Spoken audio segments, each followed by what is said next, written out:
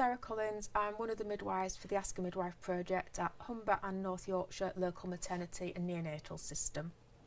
And my name's Karen. I'm one of the midwives that work for the team as well. One of the questions we get asked frequently on the Ask a Midwife service is about babies' movements, and how will you know if baby's moving, how will you know if the movements have changed, what movements will feel like, and what to do if baby's not moving. So we normally expect babies to start moving around about the 20-week mark, don't we? Yeah. Sometimes it's before. If you've had babies before, some women are reporting movements from around 16 weeks. It normally starts off a little bit like bubbles popping under the skin, doesn't it? Or little flutters. Yep, or trapped wind, some women describe it as. And those movements should consistently get more and more till around 32 weeks, where they should remain the same. Babies' movements should never actually reduce. No.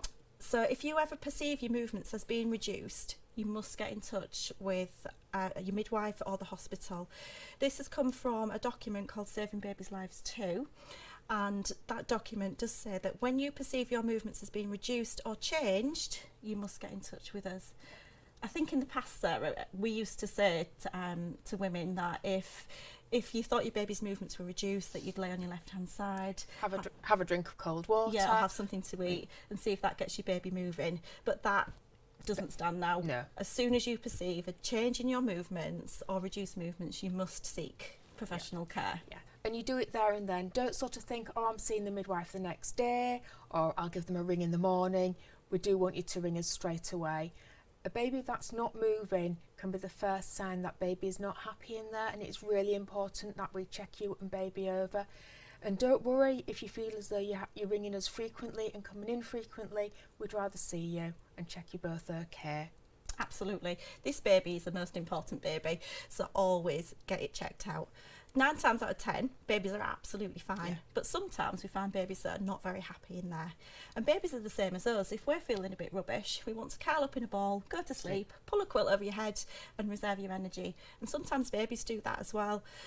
So as Sarah said, sometimes the reduced fetal movements can be that your baby's not happy for some reason. So always get in touch with us. And that's why we're there. You know, we're midwives at the end of the day. You're not putting us out, and we would always ask you to come in to get checked over. Your maternity unit is open 24 hours a day, and we'll always see you and check you and baby. One thing we do advise against is checking baby's heart rate at home. A lot of people were finding are buying these Dopplers off the internet and listening themselves. So midwives have trained for 3 years to be able to safely say that baby's heart rate is okay. Please do not listen to baby's heart rate at home yourself, as you won't know what is normal, what is right, what is wrong, and it could be that this could delay you getting treatment that is needed more quickly.